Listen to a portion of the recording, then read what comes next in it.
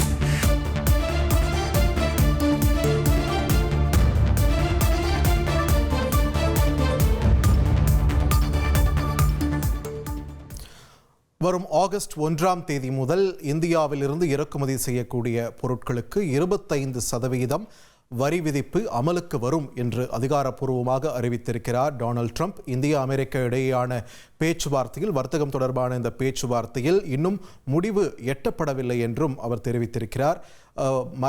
மரபணு மாற்றப்பட்ட விதைகளாக இருக்கட்டும், அசைவ பால் என்ற ஒரு விஷயமும் இருக்கிறது. செய்திகளில் அடிக்கடி நம்ம பார்க்கக்கூடிய ஒரு டேர்மாக மாறி இருக்கிறது. இந்த மாதிரியான பொருட்கள் தொடர்பான இந்த பேச்சுவார்த்தையில் தொடர்ந்து இழுபறி நீடித்து வந்த நிலையில் தற்பொழுது 25% என்ற அளவில் வரியை விதித்திருக்கிறார்.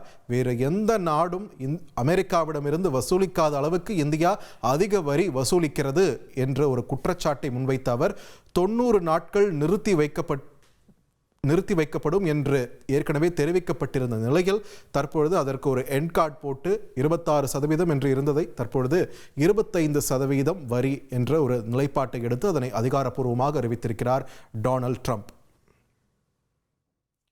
தொடர்ந்து செய்தியாளர் ரமேஷ்குமார் இணைப்பில் இணைகிறார். ரமேஷ், வணக்கம். ட்ரம்ப்புடைய இந்த அறிவிப்பு, இந்தியா மீதான வரி விதிப்பு தொடர்பான அறிவிப்பில் என்னென்ன விஷயங்கள் அவருடைய சமூக வலைதள பக்கத்தில் பதிவு பண்ணியிருக்கார், விரிவா சொல்லுங்க. அதாவது இந்தியாவின் மீது 25% பரஸ்பர வரி விதிக்கப்படும் என்று அமெரிக்க அதிபர் டொனால்டு ட்ரம்ப் தெரிவித்திருக்கிறார். பல நாடுகளின் மீது அந்த நாட்டிலிருந்து இறக்குமதி செய்யப்படுகின்ற பொருட்களின் மீது ட்ரம்ப் அண்மை காலங்களாக தொடர்ந்து இந்த டாரிஃபை விதித்து வருகிறார். அந்த டாரிஃப் மிக அதிகமாக இருப்பதாக பல நாடுகள் தொடர்ந்து குற்றம் சாட்டி வருகின்றன. இதற்கு முன்பு இந்தியாவின் மீது கூட 100% பரஸ்பர வரி விதிக்கப்படும் என்று அமெரிக்க அதிபர் ட்ரம்ப் தெரிவித்திருந்தார். ஏனென்றால் இந்தியா மட்டும் எங்கள் மீது அதிக அளவிலான வரியை விதிக்கிறது, எனவே நாங்களும் திருப்பி அதன் மீது அதிக அளவிலான வரியை விதிப்போம் என்கிற அடிப்படையில் 100% டாரிஃப் விதிக்கப்படும் என்று தெரிவித்திருந்தார். இதனைத் தொடர்ந்து இரு நாடுகளிடையே தொடர்ச்சியாக பேச்சுவார்த்தை நடத்தப்பட்டு வந்தது. அந்த பேச்சுவார்த்தையின் முடிவில் தான் தற்போது இந்தியாவின் மீது 25% பரஸ்பர வரி விதிக்கப்படும் என்று அமெரிக்க அதிபர் டொனால்ட் ட்ரம்ப் தெரிவித்திருக்கிறார். ஆகஸ்ட் 1 முதல் இது நடைமுறைக்கு வரும் என்றும் அவர் குறிப்பிட்டிருக்கிறார். இந்தியா தங்களுடைய நண்பராக இருந்தாலும் பல ஆண்டுகளாக அவர்களின் வரிகள் மிக அதிகமாக இருப்பதால் உலகிலேயே மிக அதிகமான வரியை இந்தியா தங்கள் மீது விதிப்பதாகவும் அமெரிக்க அதிபர் ட்ரம்ப் தெரிவித்திருக்கிறார். ரமேஷ், இவர் ஒரு நாள் ரஷ்யா நட்பு நாடுன்றாரு, இன்னொரு பக்கம் அவங்களோட திடீர்னு சண்டையும் போடுறாரு. ஸோ அதுக்கு தகுந்த மாதிரி பாலிசியை மாற்றிக்கிறாரா? இப்போ இந்தியா ரஷ்யா கிட்ட இருந்து எண்ணெய் உள்ளிட்ட பொருட்கள் வாங்குறது ஒரு முக்கிய பிரச்சனையா முன்னெடுக்கிறாரா? அந்த விஷயத்தில் நீண்ட காலமாகவே ஒரு சின்ன கருத்து வேறுபாடுகள் இருக்கத்தான் செய்கின்றன. ஆனால் இந்தியா பொறுத்தவரை தமக்கு எது நன்மையோ அதை செய்வதில் தான் இந்தியா மிக தீவிரமாக இருக்கிறது. இந்தியாவை பொறுத்தவரை ரஷ்யாவிடமிருந்து எங்களுக்கு குறைந்த விலையில் எண்ணெய் கிடைக்கிறது. தற்போது ரஷ்யா மற்றும் உக்ரைன் இடையிலான போர் நடைபெறுவதன் காரணமாக பல நாடுகள் ரஷ்யாவிடமிருந்து எண்ணெயை வாங்குவதில்லை. இந்த ஒரு சூழ்நிலையை பயன்படுத்தி ரஷ்யா நமக்கு குறைந்த விலையில் பெட்ரோல் டீசலை வழங்க முன்வருகிறது.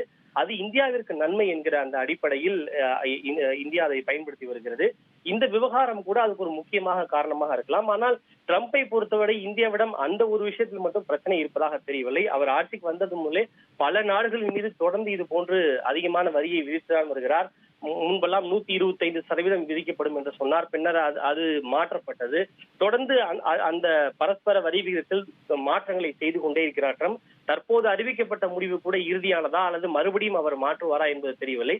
ஆனால் தற்போதைய சூழ்நிலையில் அவர் 25% பரஸ்பர வரி விதிக்கப்படும் என்று தெரிவித்திருக்கிறார். ரமேஷ், இந்த 25% வரி அப்படின்னும் போது இந்தியாவிலிருந்து ஏற்றுமதி செய்யக்கூடிய பொருட்கள் எதெல்லாம் பாதிக்கப்பட அதிக வாய்ப்பு இருக்கிறது? குறிப்பாக காலடிகள், தோல் பொருட்கள், அதே போல காஸ்மெட்டிக்ஸ், மெடிக்கல் எக்யூப்மெண்ட்ஸ் உள்ளிட்ட பல்வேறு சாதனங்கள் இருக்கின்றன. இருப்பினும் அது குறித்த முழுமையான தகவல்கள் மற்றும் விவரங்களை அமெரிக்கா வெளியிட்ட பிறகுதான் நமக்கு தெரிய வரும். நன்றி ரமேஷ், உங்களுடைய விரிவான தகவல்களுக்கு. இந்தியா அமெரிக்கா இடையேயான வர்த்தக உறவு தொடர்பான பேச்சுவார்த்தை கடந்த சில நாட்களாக, சில வாரங்களாக போய்கொண்டிருந்த நிலையில் தொடர்ந்து இழுபறி நீடித்து வந்தது. இந்த நிலையில் இந்த 90 நாட்கள் என்ற ஒரு இடைப்பட்ட ஒரு காலத்தை தாண்டி தற்பொழுது 25% அளவுக்கு இந்தியாவுக்கு வரி விதிப்பை அறிவித்திருக்கிறார் டொனால்ட் ட்ரம்ப். இது தொடர்பான முக்கிய செய்தியை பார்க்கிறோம். தவிர்க்க முடியாத தம்ப்நெயில்ஸ், கலக்கலான கண்டென்ட்ஸ், சினிமாவும் சீரியஸ் பிரச்சனைகளும், பல வருடங்கள் இடைவெளி இந்த படத்துல கலகலப்பும் கைகலப்பும், ஏற்ற தெரிக்குதுனாலே டன்னு தான். பிரேக்கே இல்லாமல் பிரேக்கிங் நியூஸ் சொல்லும் தந்தி டிவி ஆப். இன்ஸ்டா தலைமுறை வரை இறங்கி அடிக்கும் தந்தி டிவியின் டிஜிட்டல் எக்ஸ்க்ளூசிவ். அது தண்ணிக்குள்ள போகும்போது ஹேங் ஆயிடுச்சு. உங்களுக்கு விஜய் சார் எந்த அளவுக்கு ரொம்ப பிடிக்கும்? Of course, Malayalis are huge Vijay sir fans. ரெண்டு பேருமே ரொம்ப பிடிக்கும் எனக்கு. தந்தி டிவி ஆப்பை இலவசமா டவுன்லோட் செய்யுங்க. ஃபாலோ பண்ணுங்க, சப்ஸ்கிரைப் பண்ணுங்க, என்ஜாய் பண்ணுங்க.